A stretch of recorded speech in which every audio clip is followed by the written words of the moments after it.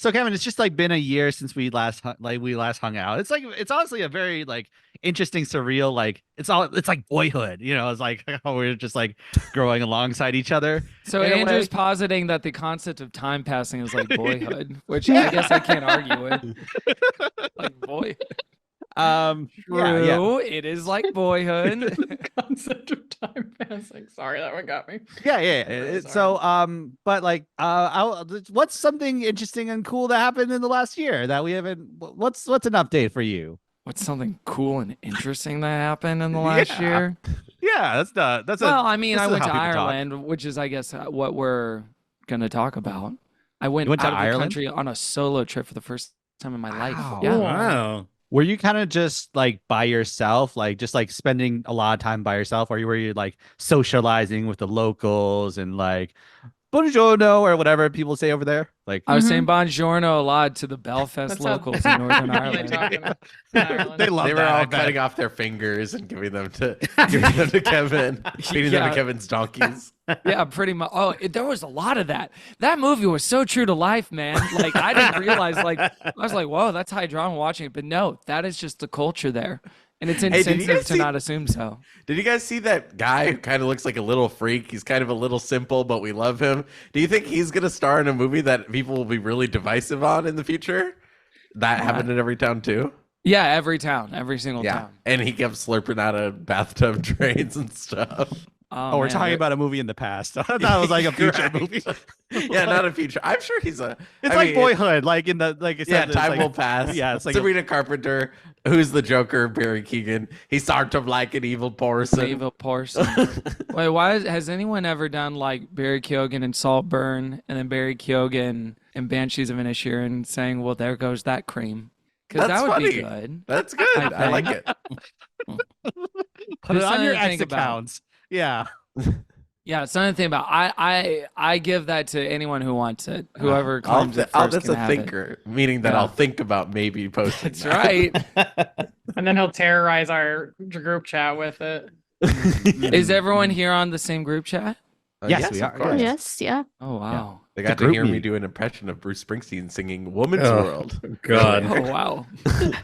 We'll send it to you later, Kevin. Woman's it's something World. to behold. Obviously, like I do have a personal relationship and history with her, so I am speaking a little, cautiously about it. But As her career declines, yours will. One of your increase. day ones. Like, oh yeah, a day one, which I'd heard, by the way, Andrew, for the first time this year. I'd never heard the term. That's my day one.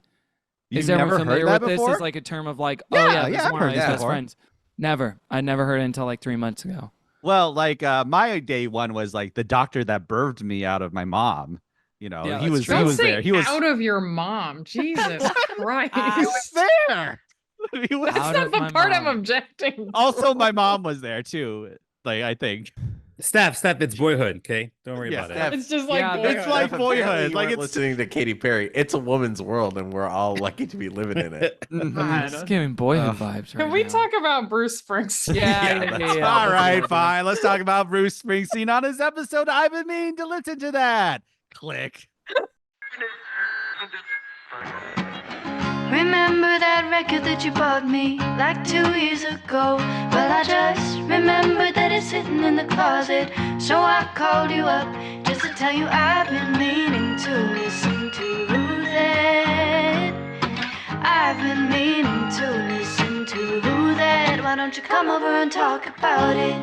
Ooh, ooh,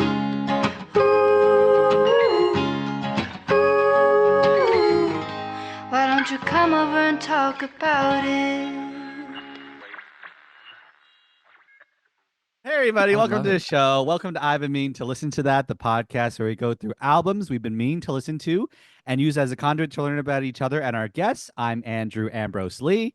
I'm Michael Limentato. I'm Harper Thompson. I'm Stanley Philippe. I'm Steph Senior. Yay. Yeah. And Yeah. some other guys And, here. Yeah, some other guys here. Let's introduce him. You might know him from Good Christian Fun, Gilmore Guys, and Inside Voices. It's Kevin T. Porter. Hey! Fourth appearance. This is amazing. It's like Boyhood. Fourth? Wait, is Yeah, this really Born. 4? Yeah, you're in the Four Timers Dedicated, Club. Born to Run, East Street Shuffle. Shuffle. This one. So yeah, Born. Next Wow. time, yeah, we're gonna get you a jacket next time. Yeah, but yeah, like, hey Kevin, it's so nice to see you again. It's nice to meet you, It's nice to Kevin. meet you. You Yeah, know, yeah, it feels yeah. like I'm meeting all of you for the first time all over again. First of all, this is our 5th-year anniversary episode. This is 5 years. This is it? Wow. Yeah, this is our Gosh. 5-year anniversary. 5 years. You know, my favorite Bruce Springsteen song. At the 5-year mark, when you really check in with yourself and your energy and how you're feeling in your body, how many more years you think you got in you? Last one, I think. I think this is it. I think this is like right after this. I'm like, I don't want to throwing do the this anymore. towel You can in. clip that in. I don't want to do this anymore. It's just like Boyhood, you know? Yeah, yeah. Just like Boyhood when he starts a podcast and then stops the podcast. Total Boyhood vibes all over this episode. So interesting. By the way, I think the Ethan Hawke character has a podcast. It's like that's a side. That's like a deleted like running thread. Like he has a podcast. He about the Beatles. absolutely would. Is it? Certainly. Is it like an alternate universe version of Hawkeye's Harper? Do you think? Yeah, Yeah, it's a it's podcast him. about Harper. Like, It's a podcast about me, and Yeah. it's Ethan Hawke and Patricia Arquette are hosting it. That would be kind of awesome. And in Just this a universe, delight. also, Kendrick Lamar is best friends with Millie Bobby Brown. Okay, 2 things about Boyhood. 1, watching that movie 10 years ago when it came out. So this is 5 years for this podcast, 10 years for Boyhood. So this is kind of a really amazing time for everybody. But I remember going to see it at the Hollywood ArcLight here in Hollywood, California. And on my row next to me watching the film, Miss Natalie Portman. She was also enjoying the film. Right along with us, just one of the people, not at a fancy premiere.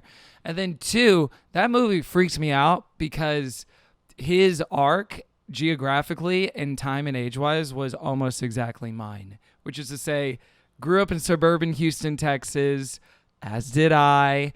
Went to University of Texas in Austin at that same age I did. Like literally, there's a scene where he's eating queso with his friends at this place called Kirby Lane, which is kind of it. There's like 3 or 4 locations in Austin. I was like, you love Harry Potter. You love it to this day. Also, We both and, love the- Harry yeah. Potter a lot. We both are kind of not. You realize after watching this for 2 hours, it's like he's not that interesting. I mean, I guess it could have been anybody. That's the point of the movie, bro. yeah. So Anyways. there's a lot of parallels here. But speaking of interesting, Kevin, Thanks for like, coming on 4 times, you piece of shit. Hey, you're welcome. How many more albums does Bruce have? Like, I think 12 more we About can do. 1,000? 42 more. yeah, Yeah, we'll quit the podcast except once a year when we all like come back from the dead and just talk about another Bruce Springsteen. Yeah. The album. podcast just becomes an annually Bruce released Springsteen show. album. Yeah, where it's that just- about sounds one fun. Bruce That doesn't Springsteen sound like Hmm. I don't have much energy in the tank. By the left, time so. we're done, we will be the age Bruce is now. Oh gosh, turning 75 in a few short months. In Ooh, 2 months. Wow. Damn, R.I.P. dude. Bruce Bruce Hood? Springsteen. You would have loved existing in the context of all that came before you. You think you just fell out of a coconut tree? Oh my God, think about that. What were you gonna say, Harper? I'm sorry. Oh no, I was just I really enjoyed Bruce Hood. That's all. Yeah. That's the name of his penis. Also, Ugh. No. what? It's true. I'm not making a joke. It's, It's just true. a factual fact. Yeah. And that's been a wonderful 5 years, and that's a wrap on I've been. Yeah, that is gonna have to be the last episode because we're gonna get canceled. Yeah. Fuck.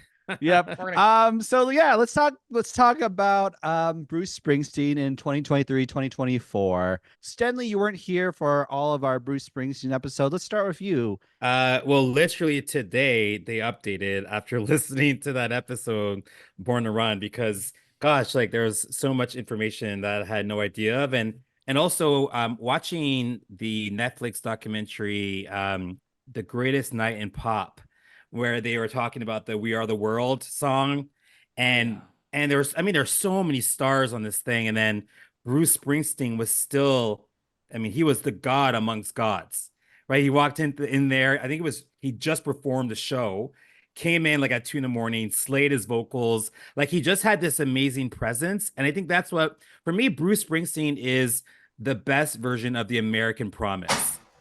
Like he and you hear that sounds- American Promise falling apart. And there as it we is speak on the crashing. Yeah. podcast. But you know, as a Canadian kid, like there were certain American artists that we all knew about, even if we didn't listen to it that much, we all knew Bruce, and we still know Bruce. And Kevin, one thing you said on the podcast last time, and I'll stop referencing it because I mean that was last time. Go Hey, listen I don't to it. mind. Big fan, big fan. But one thing that you said was that really hit me or struck me was this idea of like here's an artist that shaped your identity in many ways, and decades later, like he's still good, like he's still enjoyable on a human level, on a musical level, and it's cool that you happen to pick the one of the few artists that has that arc of, hey, like I was awesome, I kind of read the crowd, read the audience pretty well, stuck on the right side of history for the most part, and is still kicking ass, And I'm rewatching the Super Bowl performance I saw live in '09. You're like, man, like this guy he's just a legend that then goes home. He is B Rabbit in 8 Mile. Like he wins the rap battle, but then he goes to work the next day. That's for me, that's Bruce. Wow, that was beautiful and very true. So are we done? Is that good? Oh, Yeah, it's my yeah, turn next. We did it, Stanley. Yeah, what do you got? What do you got? Well, honestly, my thoughts have not updated. See last episode. And I do like how we're framing this as like, what are your views on it? Like it's like gun control or abortion. Like point counter, like let's talk about like this ruling. You're all against Bruce Springsteen until Bruce Springsteen happens to you. That's right. Yeah, in your backyard. Exactly. Until Bruce Springsteen nicks the corner of your ear. What? Harper, your turn. No, Michael, I had a question for you actually. I don't remember if I missed this on the last episode, but you're famous for your opinion that men should not sing. Does Bruce fall under that? In what episode did this come? Was What, this that elicited? men should not sing? Yeah. Almost everyone. See This is every day one. episode. Yeah. Oh my god. Yeah, there's like That's two one exceptions, right? I don't remember who the other exception is. but A.G. there's- Cook there's- and- A.G. A.G. Cook Cook. is one, and who is the other one? Troy Sivan? Yeah, I think. Oh, yeah, Troye Troye Yeah, Sivan. so I was gonna Yeah. say some tiny little gay boy. I love tiny little gay boys. Tiny little gay boys, hit me up. They're called Twinks, Steph. They have a name. They have a name. Harper, to answer your question, Bruce Springsteen. Let me see. I'm opening the envelope here. Bruce Springsteen should not sing. Oh no. Whoa. We love M-I-C, Bruce Springsteen. Should not sing. should not sing. Harper, what about you? What's your Bruce stance? The like We're since doing what the now? Lord's work on this one. Yeah. Genuinely, no changes since last year. The only Bruce I'm getting is if Jonathan is playing it out loud in our house. I've not actively sought him out, so but enjoy it while it's happening. Smile because it happened. I feel like we talked about some of the disappointments I've had, like in the recent years of like that weird Ford commercial where he's like, we need to meet in a church in the middle of America. And when he got the Obama Springsteen podcast, I thought was very institutional, sort of jack off stuff. Like I did not care for that stuff, but overall, no. Slow and steady wins the race. The other third offense, I guess, would be the ticket price fuckery. I felt very disappointed by. But this is you're asking me to like, because you're saying like how have my views changed? I'm getting into the nitty and the gritty, like as far as how much I listen to him every week and the way I think about his music. Like all that is just gonna be the same, I think, for the rest of my life.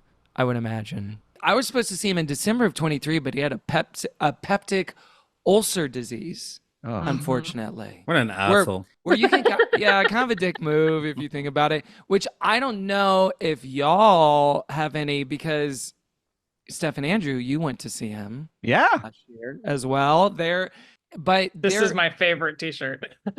Is that true? That's one of Oh, my yeah. favorite T-shirts. It's not a lie. I do my laundry and I'm like I can't this good. one's clean now and I can it's very nerdy. But yeah, I love this Awesome. T-shirt.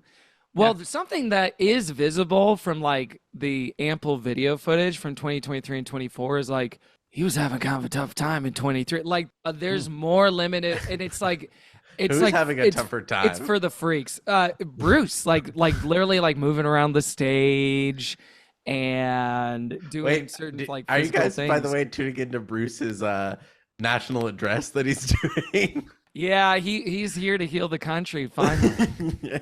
Who else can hold NATO together but Bruce Springsteen? I tell you what, on this subject, my buddy Eric, who I went to the LA shows with in April of this year, a couple months ago, he texted me earlier today and sent me videos from this afternoon of him seeing Bruce in Sweden, playing a show there. Wow. And before his song Long Walk Home, he just said, "This is a prayer for America," or something like that. I was like, oh no, is he gonna endorse Trump?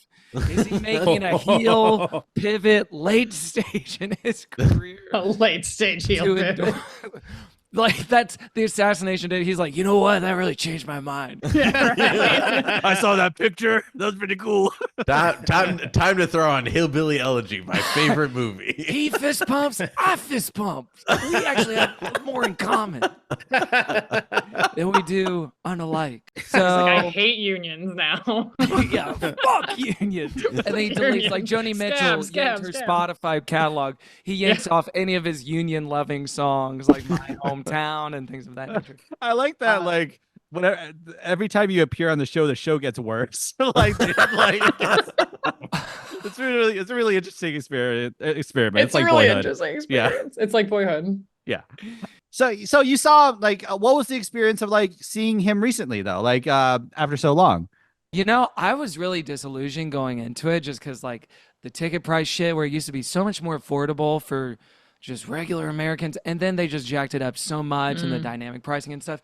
So going into it, I was like, I'll see him if I see him, but I kind of was starting to get unattached to, like, I got to be in the pit and I got to be blah, blah, blah. And, like, where obviously I would prefer to be, which is, like, facing the front of the stage and very up close and dancing on the floor and all that stuff. And it ended up like working out pretty well, which is like my buddy, the aforementioned Eric, who I started going to shows with him back in 2012. And we've known each other for 15 years, and I took him to his first show here in LA.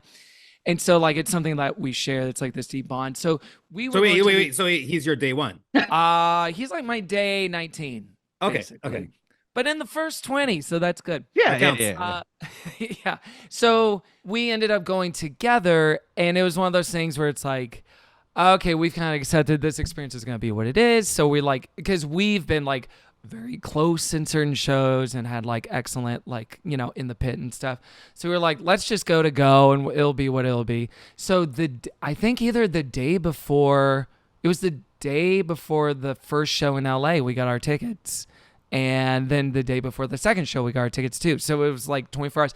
And they were both face value. Like, we didn't do any of the dynamic bullshit because we were like, we could do the pit, but the pit's like $900 after fees right now. Oh, it's $1,200 now.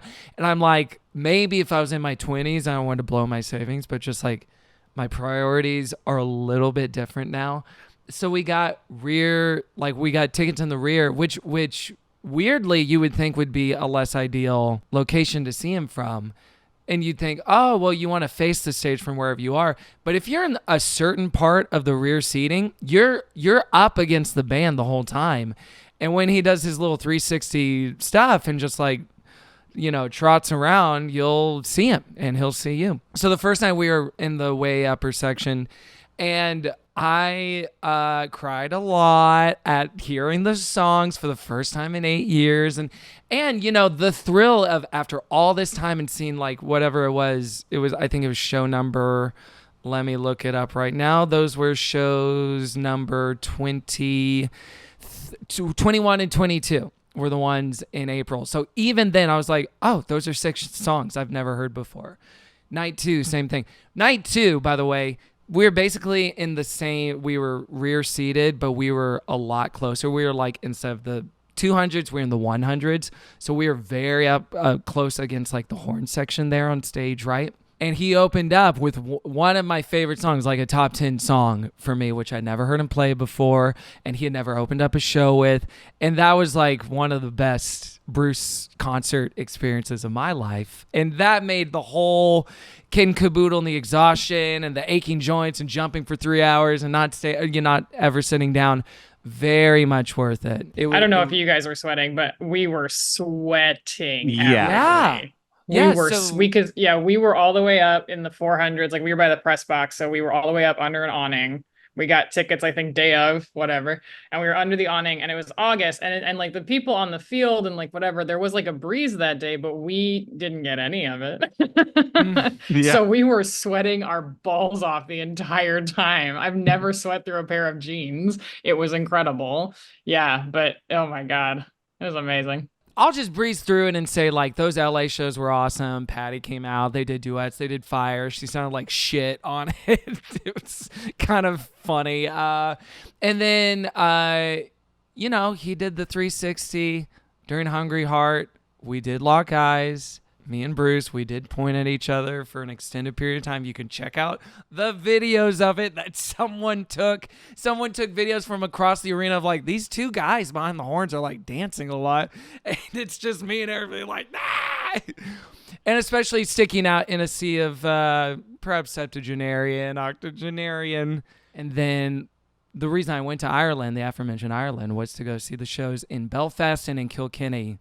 So just real quick with that, got general admission tickets because tickets, prices, and accessibility way easier and way cheaper in the UK and in Ireland. It was like $100-something for both of those shows, and got general admission tickets. Didn't know how the process works. You queue up for days before. They have check-in tables. You get a number on your hand that like determine. It's so complicated and honestly like exhausting. You can do a day of and still get a good spot. So that's what I ended up doing though, is queued up, got a number on my hand, got there by the check-in time, and I got so freaking lucky. I was next to this older couple from England, this very sweet married couple, and then these two Irish sisters who lived right outside of Dublin, who were like 6'1", both of them. Like, I was like, y'all should be hooping. And they're like, we do hoop. We play basketball all the time. I'm like, yeah, checks out. And they were so kind, so nice.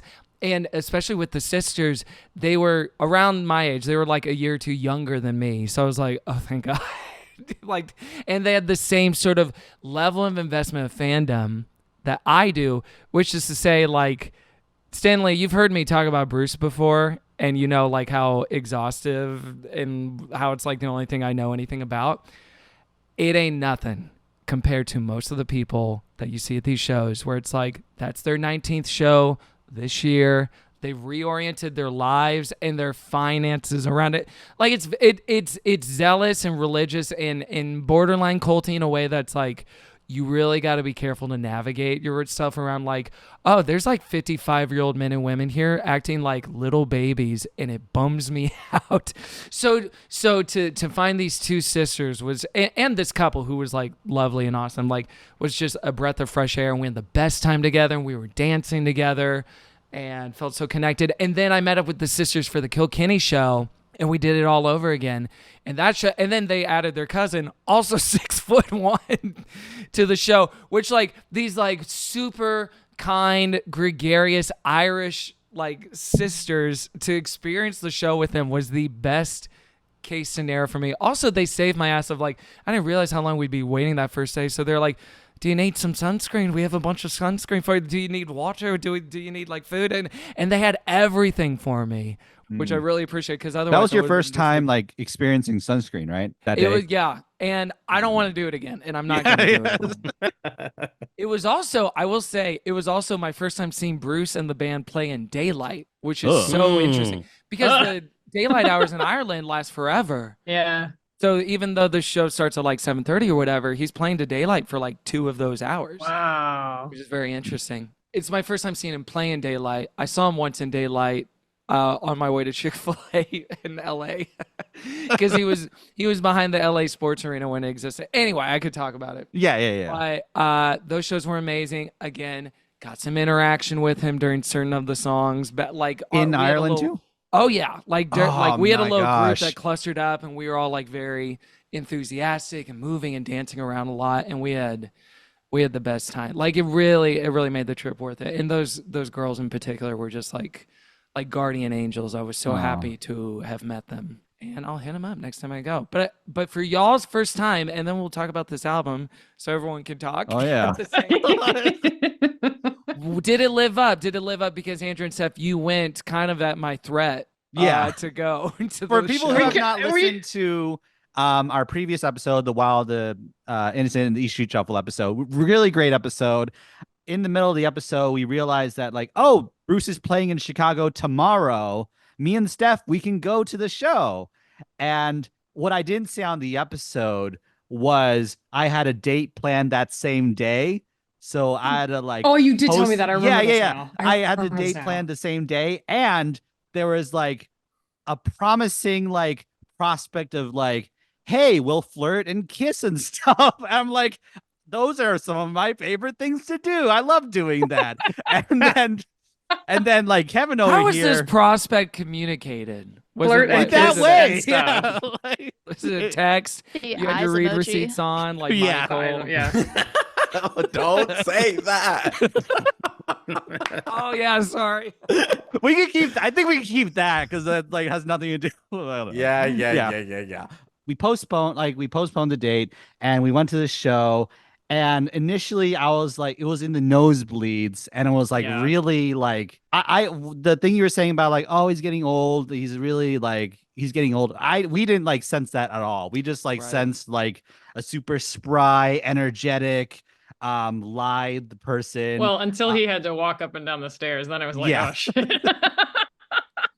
Yeah, and then initially I was like, I didn't know any of the songs at first. Like he wasn't playing any of the songs from Born to Run or Wild Innocent East Street Shuffle. So it was like, and he was just kind of singing like, like I really didn't know That's the exactly lyrics what to it it, sounded like. and it was like kind of hard at first.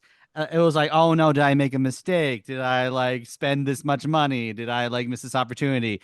And then like when he got to like the later half and like the band, like when he played a lot of East Street Shuffle songs. He played a lot of them. He did. He played like most of the album, I think. and it was like 10-15 minute instrumental sections, and it was so magical. And by the end it was like so like Yeah. a really cherished memory, and one of those things where like every time he comes by I think I'll see him. Like it's become one Wow. of those for me. So yeah. Yeah, Was if that he- if August he- 11th that you went, or August 11th? Yeah. Okay. we went the August 11th. Yeah.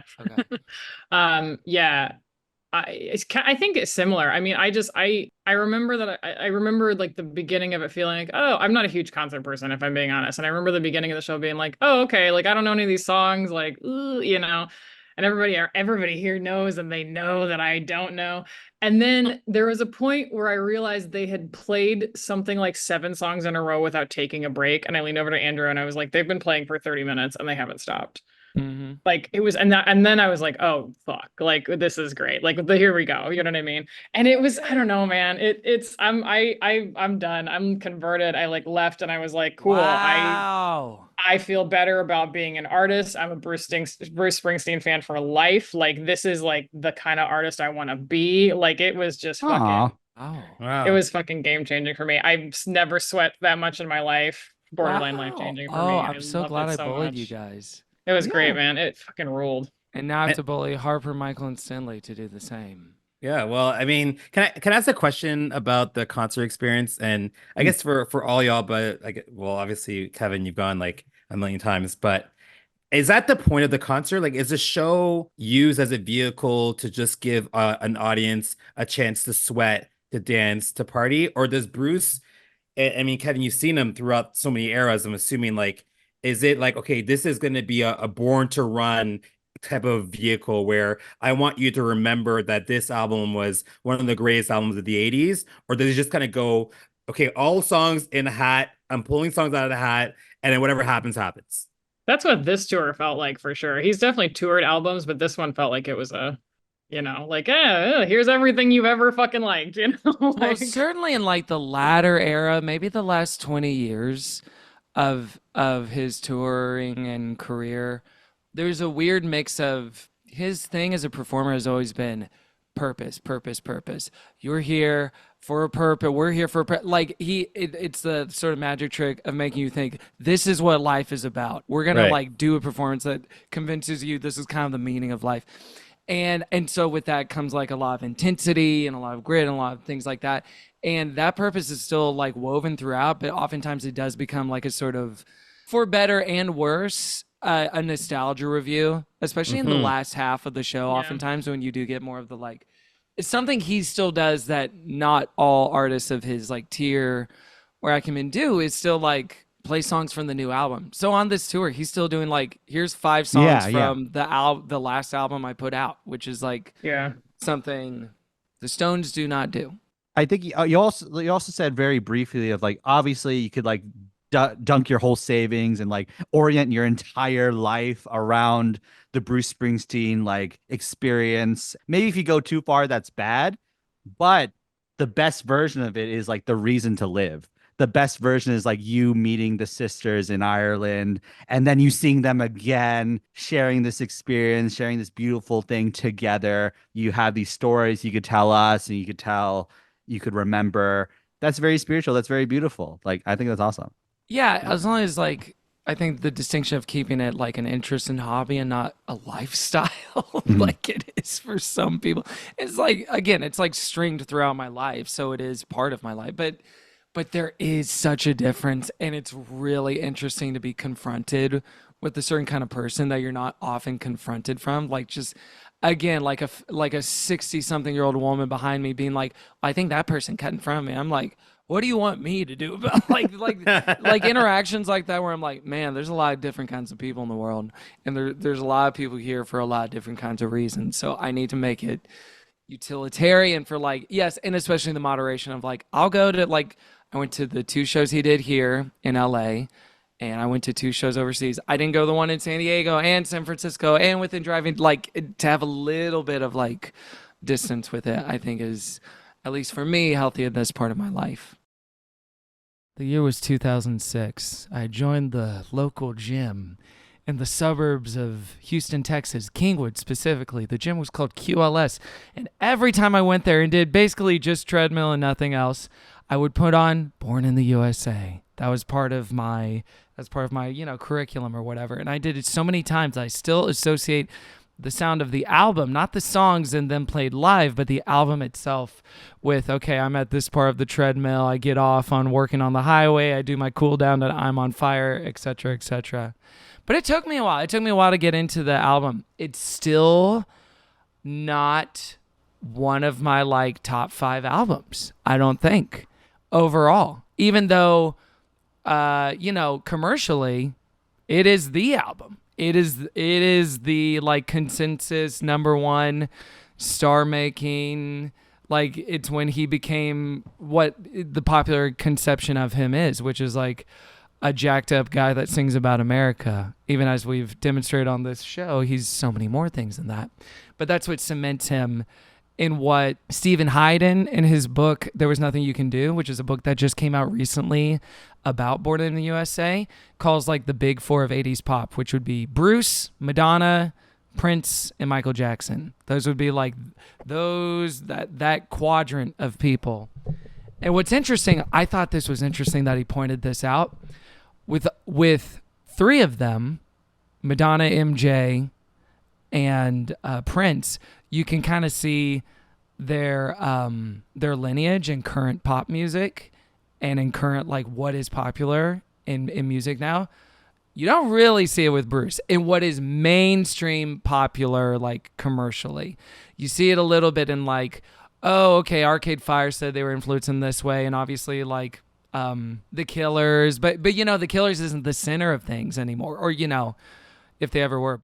It's something that like I'll speak also from the like toxic fandom perspective of it too, which is like Born in the USA, as far as like people who love Bruce and love Bruce Springsteen, been following him for 20, 30, 40 years. Some people dog on it just because it is like a little, well, I was into him before he was cool. There's some of that energy, which is so interesting to hear from some people. Like they don't like that, the thing that was their secret then became something that for a time, everyone in America, everyone in the world, however many, top 10 hits there were from this album, maybe 5 or 6, I think. And even still, they dog on it when it's like, okay, Bobby Jean's on the set list again tonight. Whoop, whoop. Like there's a little bit of that energy now that I think is kind of disconnected from the actual quality of the album. It's just like the contextual sort of kind of gatekeeping bullshit that happens within any fandom. But like song for song, this album is so interesting, and especially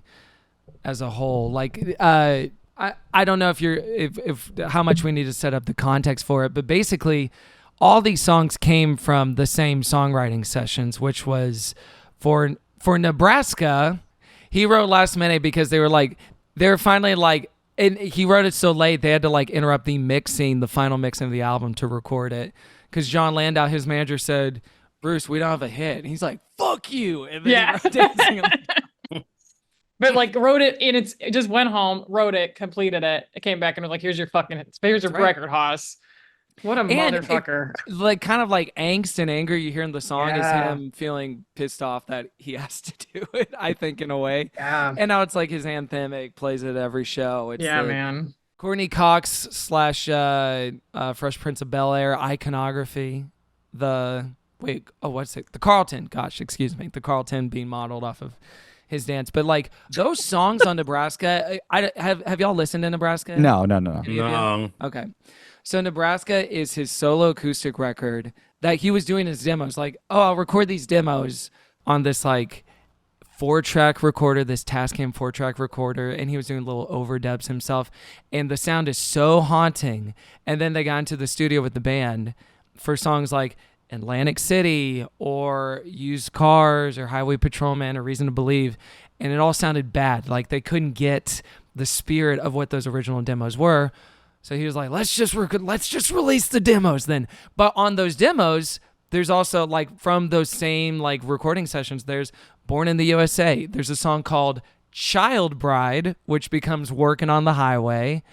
There's there might have been My Hometown. There's certainly Downbound Train and a few different kinds of arrangements. So it all comes from this like the previous album, because you haven't listened to it. It's quite bleak in a lot of ways. The first song and the title track is about the serial killer Charlie Starkweather, and the last song on the album, Reason to Believe, is one of the bleakest things he's ever written, certainly. So that's the sort of energy, at least of the songwriting, that then transitions into like to the Born in the USA songs, which most people at a glance and upon first listen are like, it's like a summer party jam album, right? You got Glory Days, you got Born in the USA, and then you start listening to it, it's like, oh, hey, wait a minute, this is actually, okay, so Working on the Highway is technically about statutory rape. My Hometown is about people losing their jobs. Born in the USA, as we all know, is about the country screwing over Vietnam veterans. It's about how much we love America, right? Well, not quite. The thing everyone says is like, oh, Ronald Reagan thought it was an anthem about how cool America is. And really, he didn't say that. There was a speech he made in New Jersey where he's like, the hope of America, just like Bruce Springsteen talks about. So he was just like doing a New Jersey pop. But what is funny is I think when Trump was in the hospital with COVID, they played Born in the USA outside the hospital. I do find that to be quite funny. And we do keep him in our prayers. Yes. Recover quickly, my king. Yes, please. Fingies crossed. Fingies crossed. Do you think I'm so glad you got a cool photo out of that, though. At least. My back party, we're all doing earshots. Guys, I actually don't think it's nice to be making fun of things that happen in our society. And thank you for saying that. It's not nice to make fun of things that are happening in our society. Thank you. Agree, Kevin. So, sorry, I feel like I'm diving too much into the context of it. First listen. And no, I like all the context. On a context. treadmill, blah blah blah. I like the content, Kevin. That's my favorite part of you coming on this. Is like clearly your passion, and I enjoy hearing about it. Yes, I mean, as y'all know by this point, I only know like two things, and this is one of them. What's the other thing? Gosh. Ooh, I think I forgot it. Tough. You Having a can't tough- just say a thing and then not back it up. Like, I guess I was being generous when I said two things. Guys, Okay, I okay. only know one thing. And okay. this is it. okay. Maybe Gilmore Girls, but Maybe, but at the same time, have I watched that in 8 years? I have not. no. I just want to say like a little origin for how Born in the USA came to be, which I find fascinating. Which is he was working on a song on Nebraska called Vietnam that was about Vietnam, and wrote a movie called Born in the USA. And he sends the script to Bruce. It has nothing to do with Vietnam, with any of the subject matter of the song. So Paul Schrader comes up with the title of the song, and he's like, Bruce, can you write a song for this movie? The movie, which is eventually made with Michael J. Fox, is called Light of Day, which is the song that Bruce ended up writing for the movie. So Bruce takes that title and applies it to the Vietnam song that he was writing. He's like, well, I'm just going to steal this. So in the special thanks in the liner notes of the album, he says, thanks to Paul Schrader, which is very confusing if you don't have the context with that. Let's talk about what this album is about. Like, now let's get to the actual album itself. What do y'all feel are the themes of Born in the USA? Nebraska. No, making No, I'm not being funny. I'm being serious. Like you mentioned, Kevin, like Nebraska, the album before this was almost like the blueprint or at least the skeleton for what became Born in the USA. And I think it feels like Nebraska was an album that Bruce was like, oh, let's just play around. And then they probably said, hey, Bruce, we need some hits. Like this record has so many hits, but if the writing sessions for Nebraska and Born in the USA are the same, it's like Bruce kind of said, all right, like, I get it. Nebraska didn't slap like I wanted it to slap. So now let's do Dancing in the Dark, motherfucker. So it's like almost like a payback to what he wanted out of Nebraska but never got to accomplish. So then there's kind of some of that because it sounds like it's all like hits, all fun and catchy music. It's very catchy music, but then the lyrics are very, very Fucking like horrifying. yeah, depressing. Like it's like having fun with depression, I think would be the theme for me. Whoa, having fun with depression. I actually think that's pretty apt, honestly, because Nebraska ends like it's truly KMS vibes by the end of Nebraska of like, should we do anything ever again? And this is a sort of like not a solution, but some sort of resolution to what those ideas are, which is almost a call and response to what Born to Run is, an album we've covered on this show before, which Born to Run in so much of his early work is about like, let's get out of here. And it's about going somewhere else.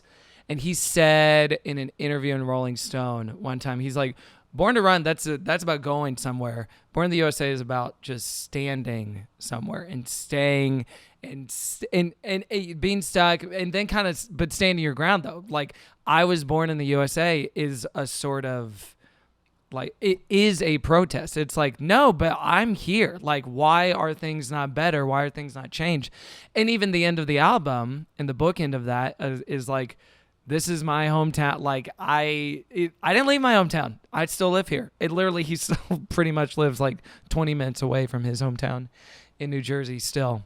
So I think it is like answering some of those things that are quite unresolved or just like a little more elliptical on past things, which is not to say like, oh, it's actually fine, but it's kind of exploring the darkness in a way where it's like, it's livable.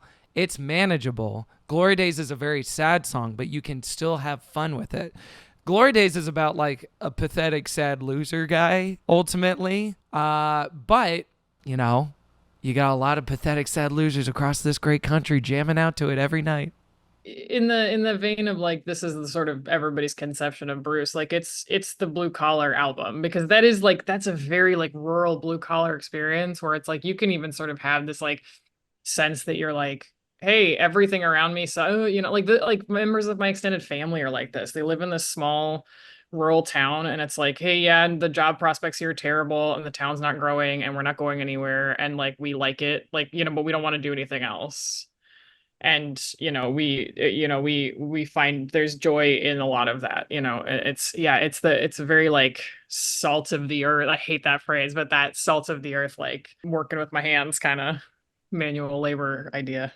And it's so funny, you know how like when you hear certain albums and songs now, you just really, or at least for me, maybe I'm projecting, it's really hard for me to not associate it with whatever the album cover looks like. So Brat songs sound green to me, obviously. And so to your point, Steph, about Salt of the Earth sort of iconography, is there a more iconic album cover in the decade of the 1980s than his juicy booty and a tucked in white t-shirt and a red baseball cap, Annie Leibovitz shot of him in front of the American flag? They did a bunch of shots, which was not the concept. It wasn't like, so get this, it's going to be my ass. I think we've talked about that on previous episodes. I heard this amazing thing. Bruce Springsteen. Can we do anything with that? I want to up to the Twinks. Bruce Springsteen. That is it. Michael, you are back. I'm back, baby. So back. Michael, that's gonna be my new drag persona, Bruce Springsteen. Bruce Springsteen is really good. That's really good. Yeah. That is great. Holy shit. But Gene, the blue jean, white, all that stuff is that is the thing that's ingrained on it. And I think even the opening of the album sort of grounds all of the songs in this very compassionate place of you are supposed to be relating and resonating with, say, a Vietnam veteran who is struggling to find a job. And maybe more than any other album explicitly, everyone's got jobs on this album. Like, they shut down the factory, the 3M factory, I think he's referring to in his hometown, in the song My Hometown. He's trying to find a job in the refinery in Born in the U.S.A. He's working like 19 different jobs at Downbound Train. He changes every time, in every, it seems in every verse of that. Yeah. And for a non-American, but for someone who like in Canada, like we're obviously in the world, we consume American culture, but it's that idea of like, the American dream, right? It's like you make it big, and we have all of these examples that we consume every single day that showcases the greatest kind of conclusion of that dream. Like, hey, you are now a billionaire, a gazillionaire, you're famous, it's Hollywood. This is when you're born in the USA, not when you dream about the USA. When you're actually born in the country, most Americans aren't living that quote unquote American dream that's portrayed to us on the outside.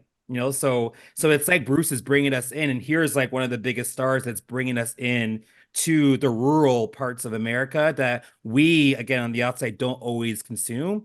And so we hear this music, and it's like Born in the USA for me, like it's so triumphant and happy when I just hear it. But when you listen to it, you're like, oh shit, there are consequences to all the actions and all the decisions that are made in America, for America, by America.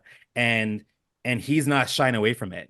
And it's awesome. Mm-hmm. It's so awesome that he's not, because it's easy for him. It would be easy for him to be like, no, like I'm born in USA and this is great, but he's like, I'm born in USA and it's hard. I also think it's quite an intuitive sort of technique to illuminate systemic injustice on a very micro level, to do it where it's just one person's narrative of something being difficult or hard for them, instead of like, we need campaign finance reform or something like that. I'd be like, ooh, we might be like overreaching quite a bit. Yesterday I watched, and I wasn't really intentionally watching this thinking it would be a tie-in, but I watched Dark Waters with Mark Ruffalo yesterday, and it feels so thematically related, actually, because it's about this town that's really like a factory town, and they're all being made sick by the chemical that's being dumped by the factory. And so I feel like there are things on this album that really like lend themselves to kind of a movie moment where there's like a montage of regular folks and like a downtown, and things are kind of like economically depressed in this town, and that all really tied in together for me listening to this album again today. yesterday. Yeah, that's a really good point. Yeah. Also, you'll notice on this album, as opposed to like the last two we've talked about, his writing is quite economical and compressed. Yes, which is good for him. Which starts in large measure on Nebraska and a little bit on the river too. But before, in the days we sweated out on the streets on a runaway American dream, it's it's so purple and prosaic and stuff. And every song on this, it's like not a wasted word. Yeah, speaking of artists that could afford to be more economical with words and with jet fuel. Jet fuel. Wow, we're really going after the queen. See, yeah, no, it's nothing. It is nothing for Michael to go to Taylor Swift. Yeah. Had I seen Taylor Swift the last time I was on this show? I can't. I think so. Yeah. I had. You wore your little jacket and stuff. I loved it. My little jacket. Look at Andrew calling it my little jacket. Your little jacket. Yeah. I was gonna say, like, this is I think of the three albums we've talked about, lyrically, this is my favorite one because it's really tight and I think polished. So too. Yeah. Yeah, it's just really it is very economical storytelling, and it's really sophisticated. Like it's a joy to listen to, even though the subject matter is awful. Mm-hmm. In parts, I feel like there's a lot of melancholy, like pretty pervasive on it, like all of his albums. I don't know if any album, literally other than like We Shall Overcome or something, is joy forward. Like there's moments of joy, but then it's suffused with all this other like tension and anxiety. So you do like come up for air on things like No Surrender, which feels just straight across the plate anthemic. But then you read interviews with him and he says things like, I didn't want to put No Surrender on because it felt too naive, because life's not like that. It's like, Jesus, Bruce, like, give us a break. And then he performs it as like at least sometimes he performs that as a ballad, and like he did it on the tour for this album, and like he performs it as a ballad.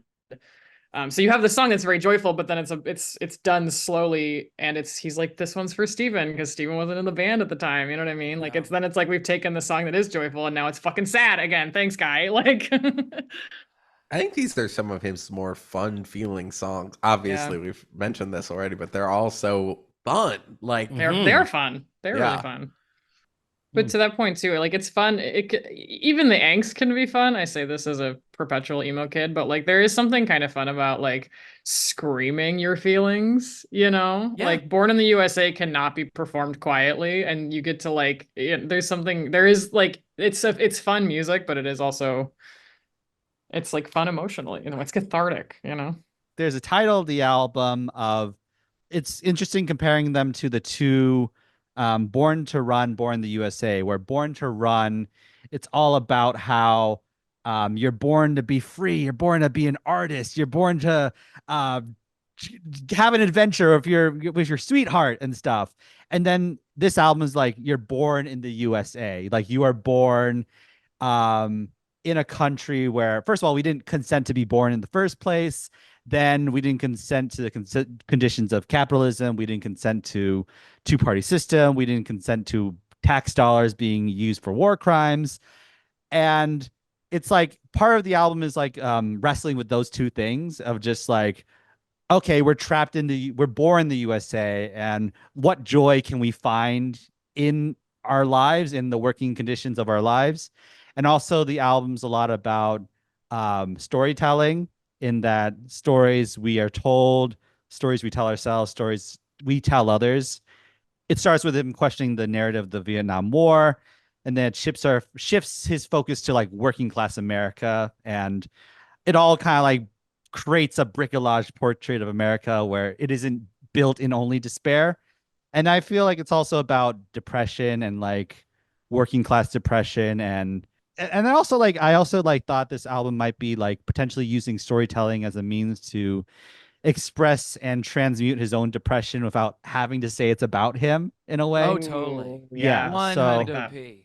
Yeah. There's accounts in his autobiography, by the way, of a road trip he took, I think from New Jersey to LA, where he talks about it was Like that's when it all closed in on me. And I think it was around that time that he first started going in LA to therapy because he was just just out of his mind, disassociated, detached. He writes about it quite vulnerably in his stuff. But I think that's absolutely spot on of like this is sort of the indirect direct way of dealing with those things. It's not me, it's this weird character. It's not me, it's this Vietnam veteran.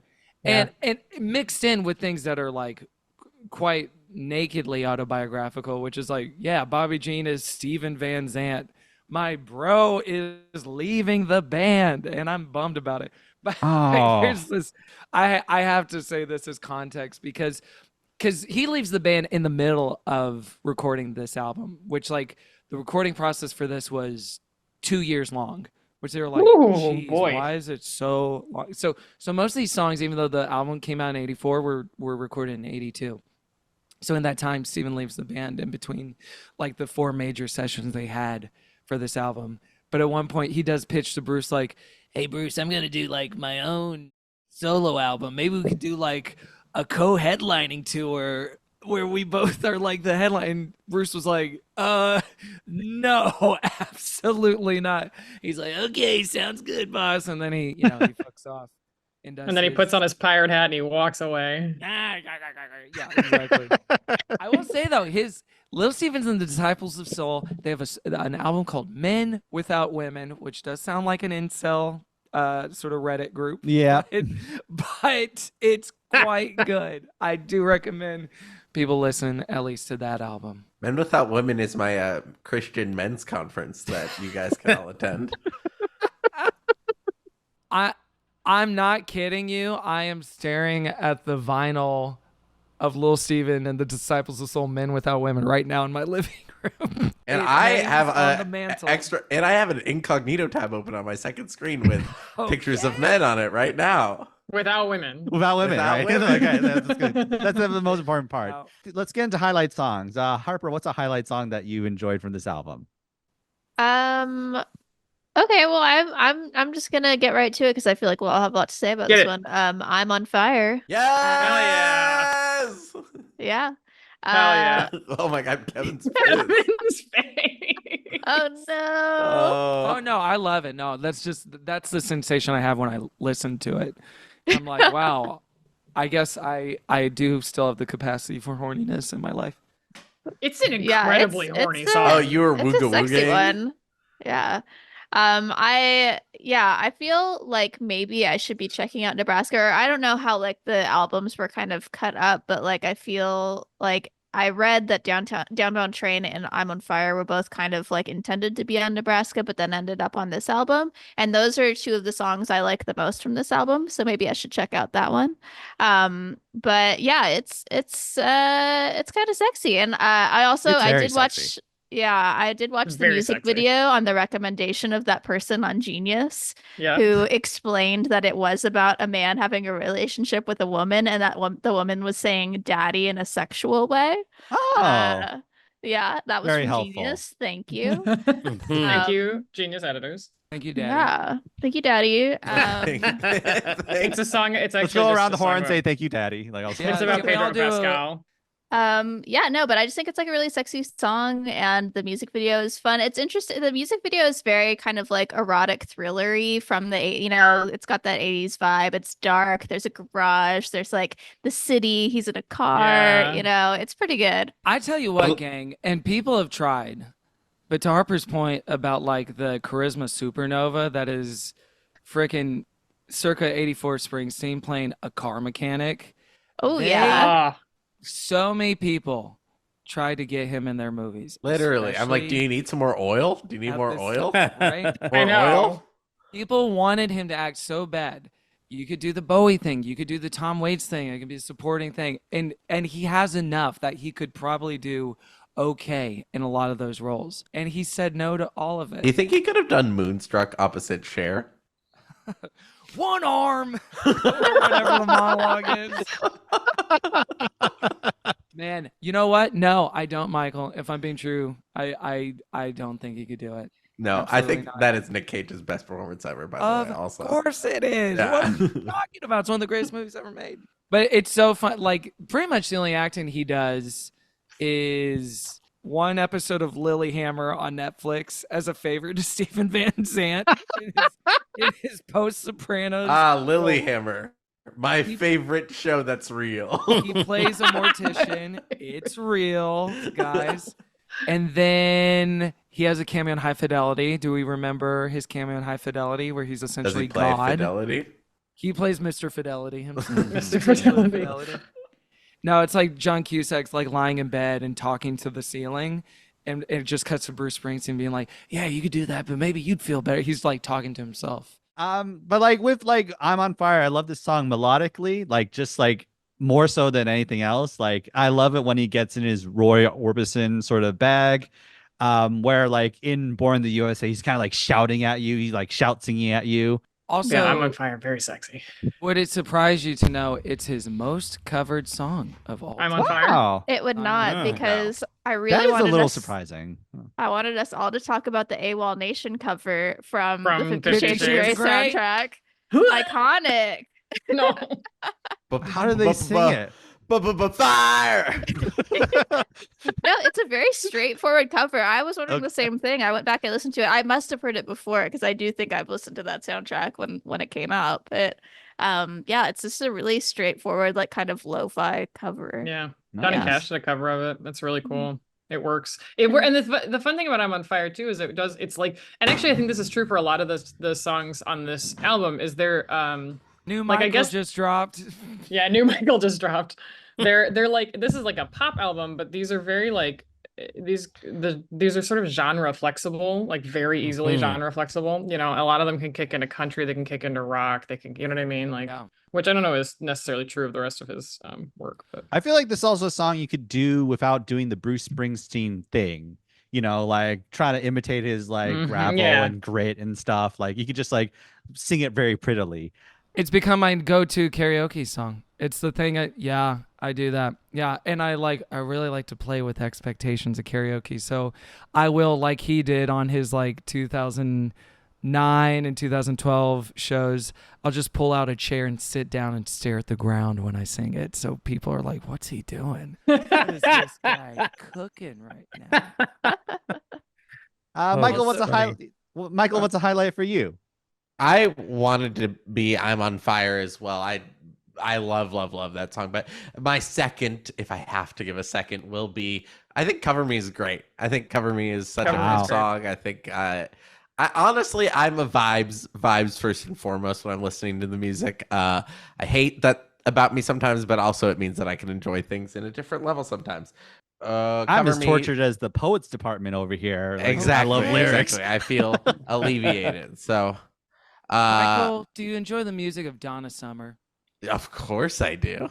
Would it surprise you to know that David Geffen said, "Bruce, can you write a song for Donna Summer?" And he wrote "Cover Me." Oh, totally. I see it. Yeah. And then John Landau, his manager, was like, you should keep that, bro." So he did. It would be weird for Donna Summer to sing it just because it's so Bruce to me. You know what I mean? Yeah, it feels very Yeah, the fun like- deep dive is finding out how many songs you like are written by Bruce Springsteen, which Kevin and I discussed after the tour, because he wrote one of my Oh, yeah. other all-time favorite songs, Because the Night, Who's which that is a by? song Yeah. famously by Patti Smith. Oh yeah. And then also 10,000 Maniacs did one. That was another famous one. But I didn't know he wrote that. It's truly one of my favorite songs of all time. Steph, what's a highlight song for you? For me, Yeah. Dancing in the Dark, man. That's my favorite song Oh. from this album. I like, yeah, it's like Dancing in the Dark. I've got a handful of them from this album, but I think Dancing in the Dark I like. And I'm starting to warm to Downbound Train.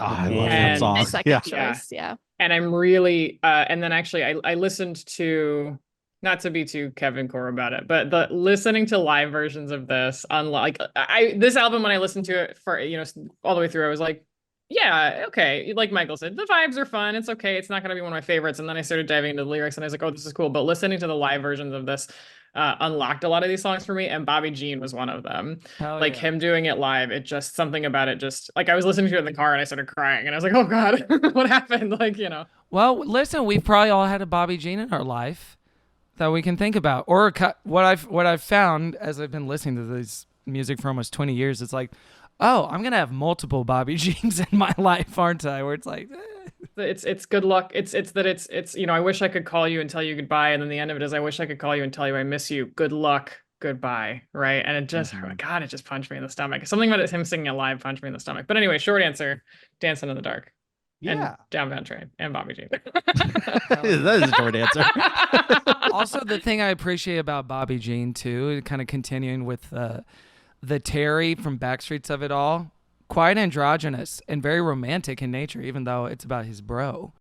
He loves names. He loves names in songs. Bobby Jean, Rosalita, Mary Queen of Arkansas, Mary's Play. Sorry, I unfortunately used the opportunity to come on this podcast and just be the most fucking like, and then this thing, and then this other thing. No.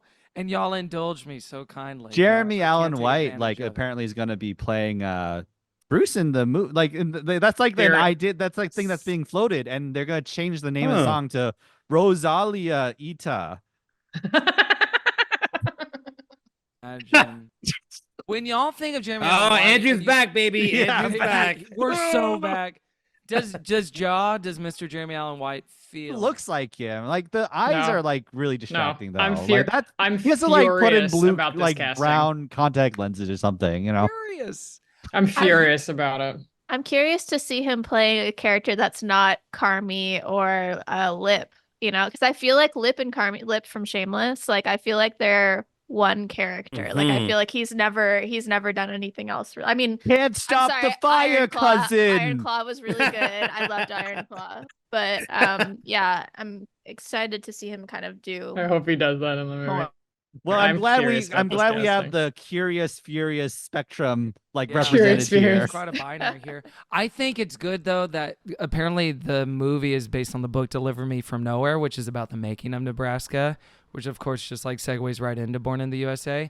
But it's about the very bleak, dark, angsty time where he was just holed up in his little farm in Colts Neck, New Jersey. So I'm like, yeah, Jeremy Allen White can play that version. I do not believe he has the capacity for like the goofiness and the showmanship of what he. If it's just him like wanting to KMS in a farm, I'm like, yeah, he can do that version of Bruce. I don't know about the other stuff. But speaking of like KMS, like Dancing in the Dark, like is such a great. Harper's gone. I'm just kidding. Okay, someone was a little triggered. Fucking show is so stupid. Oh my god! Come on. No, this show is good. Don't This sell show out is the good. Show. This show is good. I love It is this good. I show. mean, stupid in an affectionate way. Okay, Yeah. sorry, Andrew. Dancing in the I Dark, like go. Dancing in the Dark is like this like I kind of view it as like an inverse of Born to Run, Thunder Road, of like what if the guy, the protagonist, didn't leave? Yeah. Or what if he left? What if he tried to leave and then is back?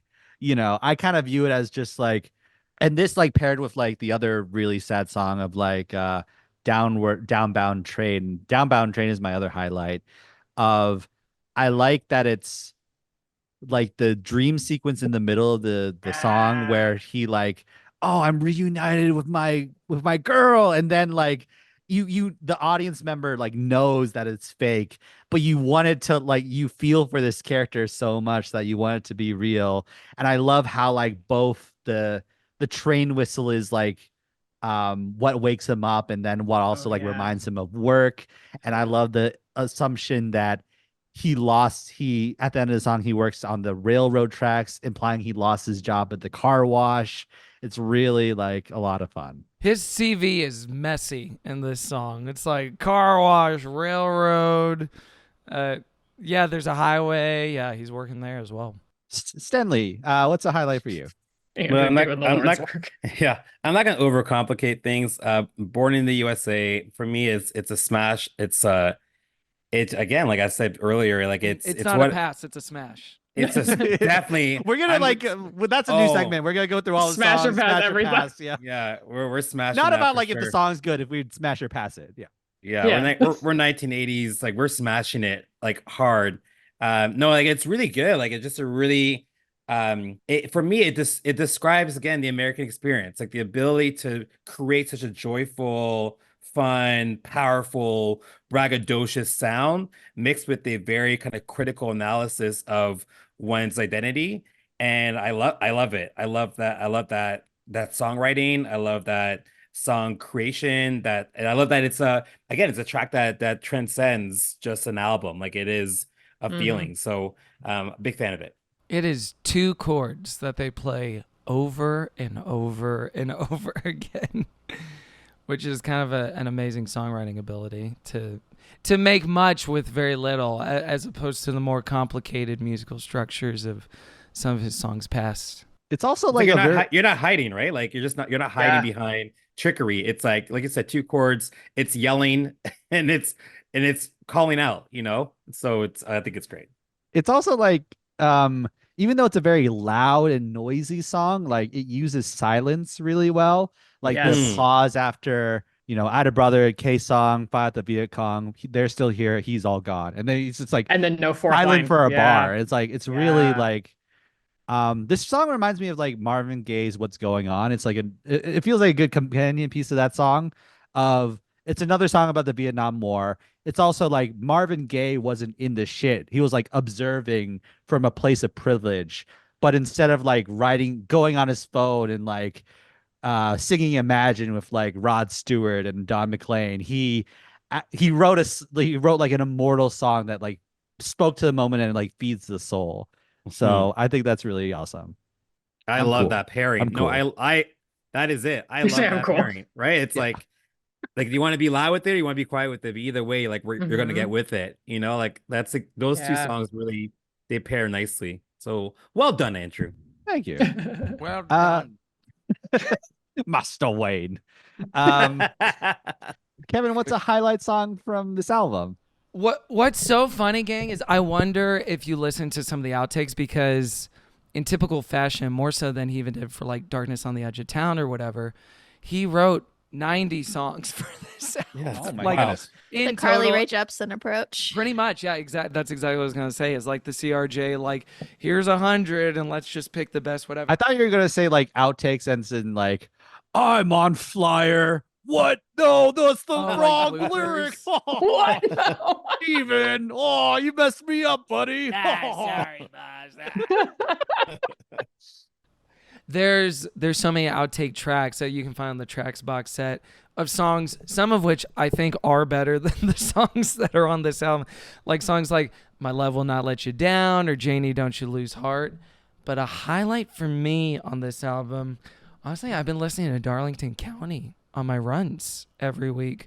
That seems like the more, and it was fun to see him do it in Ireland a couple of months ago. It's kind of become a concert staple for him. But the one that probably has the most like emotional resonance for me is Bobby Jean, I think. And No Surrender. You're making me pick a child here. Here's the child I wouldn't pick, candidly. Glory Days is my I could do without. That's the one where I'm like, it sounds so slushy to me. Like something about the way they're playing the organ and the synthesizer on that one. I just feel like I'm trapped in the roller rink a little bit, and I usually love that sound. But that's the one. I love the live versions of it, obviously, but listening to it on the album, I never go back to it. And by the way, none of us have said I'm going down. Oh That's yeah. one of the best songs on the album. That is a good, that's a good one. To me, what- that song sounds the same as both like Any Way You Want It by Journey and Jesse's Girl by Rick Springfield. Like those 2 songs sound very similar to I'm Going Down. Let's go through lowlights of this album. I would say My that- hometown is one for me. Oh, That's- interesting. I can't, you guys, I actually don't think I've Spicy. listened to that song all the way through. I cannot get through it. I would listen The to the live union version busting Steph. and I was The like, union I'm hating sorry. Steph Senior. It is Ugh. just, Steph it's just Torrey not Senior. fun to listen to. Yeah, It's what does it just- make you feel like? Does it just feel like a slog? It makes me feel like scabbing. No, it does. Damn, this is not what we struck for. That's good. Yeah, it's just a slog. I think I love my man Bruce. No one tell him I said this, but listen, The man knows how to write for that voice. That voice can do a lot of things. Ballads are not really one of them. Whoa. Okay. I don't know, guys. I just can't. I can't get It's through such it. I a don't have any downturn attachment to from it. Dancing in Yeah. the Dark. Dancing in the Dark is so Yes. perfect. I And think then one this is such of a bummer. Yeah. my issues with this album is the way that the songs are ordered. Like, I think I might enjoy this album more if it was shuffled around a little bit, because I was going to say, Andrew, like Darlington County, I thought that was my low light. And I think it's simply because it comes after Born in the USA and Cover Me. And it's 3 songs that Yeah. start to sound a little samey by the time you get to Darlington County. So Yeah, if it had yeah. been later in the album, maybe after like I'm on Fire or something, where it feels a little better. I do understand flipping the album though. I'm sure I'm on Fire is like a great place for that. But I think similarly with My Hometown, that's an insane song to put at the end of an album. Like, it's such a downer. And I understand that we've discussed like how the whole album is just bleak overall, but it's just, it feels like it should be middle bottom, but not the last song on the album. Yeah, that's your 11 o'clock number, right? Like that's the one you do when you've been performing for a couple hours. And like, I don't know. I just can't. I'm It doesn't. tired. Nothing. Okay, let's do My Hometown. Let's do the whatever. ballad. Yeah, nothing about it resonates with me, and I just can't. I'm like, I just can't get through it. You don't have I a agree a hometown? million Bruce. percent. And especially with Dancing in the Dark being right before that, Yeah. like probably the pinnacle of the album, it's like, don't play any more songs. It's kind of fair. Don't play any Wrap more it songs. up. I want. Are you I want are you Michael. are you incorporating Michael, I want you to subtext go to a about this Bruce episode? concert. Yeah. If I go to a concert and it's 2.5 fucking hours long, I will forever gonna alter do? the course of the other attendees' lives. That's Oh, all no. I'll say. What? My- I want to take Michael to a Bruce concert so Yes. you can yell, "Wrap it up!" Yes. Yeah. Time to be done. I will alter the course of your lives. I'm the type Oh, of person that if you're telling a story and I can tell that you're losing the plot, I'll say, "What are you talking about?" Like I'm gonna snap it back. Yeah, I go the other way. I'm like, stretch it out. And actually, see, in knowing this, you would hate Bruce Springsteen concerts because that motherfucker was almost 3 hours long. Like it was a long fucking show. The You one don't in feel LA, it, but the The first only night long was 3 concert I've hours ever- and 20 minutes. fuck. The only long concert I've ever liked and wanted to be at was Carly Rae Jepsen, and that's because I know every single song.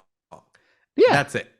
Well, that's But it, well, that's the thing, Mike. Like, right? Like, I think that's my threshold for like wanting to go to a concert now is if I know most of the catalog, then I want to go. right. Yeah, And if yeah. I don't, I'm just gonna feel like Andrew and Steph did, like a poser, like an inauthentic fan when I'm there, and then find out, you know what, it's actually more open-hearted and invitational than I thought.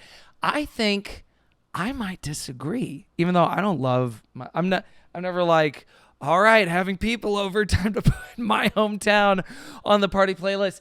I think thematically it totally tracks as the last song on the album, as a bookend with Born in the USA as the opener of it. And the sort of like, this is where I live, this is who I am, I'm here, the steadfastness of it, the almost like defiance of it. And then the thing you pass on to like, guess what? I got a kid, and now I say it's your hometown. And I think oftentimes you'll find the more of his albums you listen to, he prioritizes the thematic cohesion, sometimes at the expense of like, well, that song was actually better, but you cut it off of the album. He was like, because the night didn't fit darkness. So he put on like Factory or something, which is like kind of a snoozer. But it was in his head, it's like, oh, but this is more cohesive. And that kind of comes down the wash, you know, however many years later when you're just like listening to a lot of the songs out of context. But I think especially at this time, he was such a like, the album has to be the album. This is the statement of it, even though there's like 20 better songs on tracks disc 3. So I get it as a closer, and I think it works on a dramatic level. But yeah, as a listener, I'm never like, let's play it again one more time. I hope that. Like, I do like the end where it's like, son, take a good look around. This is your hometown, and they're Totally. leaving. That's a really nice little coda. sure. Stray observations, anything that y'all haven't like that we haven't said about this album? Is there anything Yeah, left to say in the world? I think we literally just said it. Yeah, what are your favorite names of things, Kevin? There Kevin's gonna start reading the encyclopedia to us. We're gonna be here Literally. for 4 hours. I'm not kidding.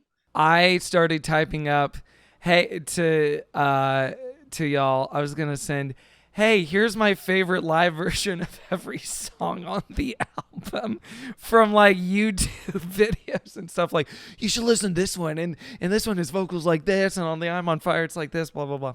I mean, I would be very interested in that because I'm trying to find my favorite live versions of everything because I'm in the church now, dude. I'm like I'm in the cults. I'm done. Like I'm done. Hell yeah. Like I'll take all of it. There's like Yeah. 2 Get laid, songs get about fucked. getting ghosted on this album. Isn't that funny? Because I'm Mhm. going down as essentially I'm getting Oh, the yeah. fade out.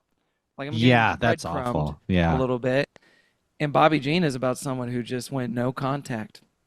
Yeah. Mm. Messy. Yeah. And that one song he says, I need a love react. And it's about like getting a love react on Facebook on your That's like right. post. Yeah. Or like yeah. a heart on an iMessage. Yeah. So really speaking to our times. I really love what's it called? The song No Surrender. That's the song we didn't Yeah. talk about really. Yeah.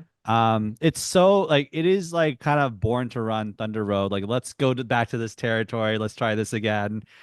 It's like, but it's his most romantic lyricism. Like there's the war outside still raging. Mhm. You say it isn't Isn't ours anymore to isn't win. ours Yeah. anymore to win. I want to sleep beneath peaceful skies in my lover's bed with a wide open country in my eyes and these romantic dreams in my Yeah. head. And like that's so beautiful and romantic. And it's like against the setting of America and the war.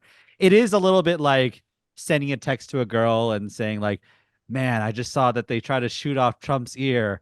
Or it made me think that I never shot my shot with you, Queen. It is?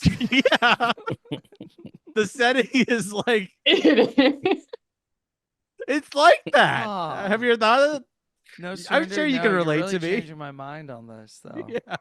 You're shifting things for me. Wrap it up. Yep, wrap it up. I All right, listened that's to a song called No Surrender. I should have never surrendered our love. yeah. Uh, So okay, so let's go through final thoughts and ratings. The way this works is we'll rate this album out of 10. Crap. The fun music at the end. I'm sorry. I'm done. I'm out. I'm done. Continue, please continue. How would you rate this album? Me?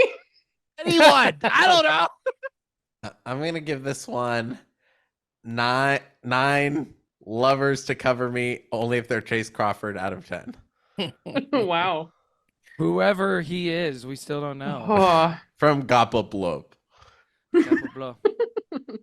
I'm gonna give this Oh. album punchy. nine scabby stuffs out of 10. That's I hope that nickname doesn't stick for her sake. mm. I enjoyed it, but maybe I just don't have the stamina for this album or something. It's a lot. Or this recording. so- Wait, how I'm do you gonna give mean the it- stamina? I feel like kind of like what I was saying about the first 3 songs kind of being at a similar level, and then later there are many more songs that are kind of hitting at that similar level. I Mhm. think I wear out a little bit throughout the course of the album. Is your preference in a listening experience of an album more just like highs and lows, like let's go little to the valley, bit. let's go to the mountaintop, etc.? Yeah. Yeah. I get exhausted. I feel like a lot of albums now are just like up here the entire time where I'm like, chill out. Let me Yeah. relax. Yeah. Absolutely. So yeah, that's why I really like the middle of this album where it chills out a little bit. But yeah, I'm gonna give it 8 out of 10 cruel worlds. This album reminded me of the time I texted someone when Trump's ear got shot off. Like, man, I just saw that Trump's ear got shot off at the news. It made me think about how I never shot my shot with you, Queen. Mm. So yeah, it made me think of that. So I'm gonna give it 9-inch valleys through the middle of my skull out of 10. It's 6-inch valleys. That's what I would know, do but if like I was- changed it to make the metric work. Yeah, my real rating is it's really just for the most well-known album of his discography, like just like the immediate like of singles of classics. It's really good. It's like it's I imagined he would like dumb it down a little bit and like go beneath his skill set, but he actually like hones it a lot. And it's like he Trojan horses an album about like a really sensitive album about depression, about working class struggles, about like disillusionment with patriotism, into just like a amazing album of like stadium hits. So yeah. So 9-inch valleys through the middle of my skull out of 10. This is It not also one of reminds my... me of the time where I don't. I'm not gonna do that again. You can't do this to me. It's been such a long week. I was up till 4 a.m. drinking alcohol last night. You have to leave me alone. It's not one of my favorite herself Bruce too. albums. That's for That's right. regular Steph's living some glory regular days. Monday. That's a whole other podcast of just the week that I've had. This is not one of my favorite Bruce albums. It's, you know, but I do, for a lot of the reasons that Andrew said, I like it a lot. I love the economy of lyrics. I love the storytelling on it. I like the vibes. I'm gonna give it an 8 guns for hire out of 10. 10 out of 10 speedballs for me. Should I go? 10 speedballs, which I think it's a fastball is what he means. But he says speedball. We all know baseball on Zoom right here, right? So this is not in my top 5 albums, which means it's 10 out of 10 for me. I respect and I appreciate the magnitude of what he did. And I respect and appreciate the way he swerved completely away from it on his next album, Tunnel of Love, instead of like, and we're gonna do it again, Born in the USA 2, let's go. His next album is a bummer divorce album that wasn't marketed as such because he wasn't fully divorced by that time, but it's basically his like demos and very small scale songs about relationships and life and brilliant disguises and whatnot on Tunnel of Love. Well, thank you so much, Kevin, for appearing on our show. Thanks What for a like pleasure. What an staying a honor. little extra too, and working through our difficulties and such. It's such a cool. I'm staying on the call for another 45 minutes. Yeah. We're Please, gonna please, Bruce please. this out. Yeah. So like, but it's truly such a meaningful thing. Like, you showing up early on in the show, and then like seeing us grow in confidence and competence and ability, and it's such a meaningful thing. It's like boyhood. Kevin, anything you like to plug? Anything out there for you? Boyhood? Everyone can stream Boyhood wherever you get your movies. You can buy it on Criterion. I think there's a good Blu-ray of it. It's a 50% off sale at Barnes & Noble At right Barnes now. and Noble right now. That's right. Harper knows. I'm looking at my Virgin Suicides 4K right on the mantle from Criterion. Is Virgin Suicides next to Men Without Women, by the way? It absolutely is. You did it. You Man tied Without it Women together. leads You to closed Virgin the loop. Suicides. Huh. Kevin, how's your dating life going? My God. Listen, you can follow me at Kevin T. Porter everywhere. Go to patreon.com/goodchristianfun to listen to the Good Christian Fun podcast. And freaking, I don't know, Letterboxd, Instagram, find me there. But yeah, like you can follow the show at IBMTLTT on Instagram and TikTok. You could follow Michael Limentako on all platforms, Stenley at Snap a Sten on all platforms, Harper at Harping About on all platforms, Stephanie at Stephem Senior, myself at Andrew Ambrose Lee. Check out our Patreon. Like, I've been meaning to watch that, coming soon. We're doing Death Becomes Her. That's very exciting. Oh, that's right. And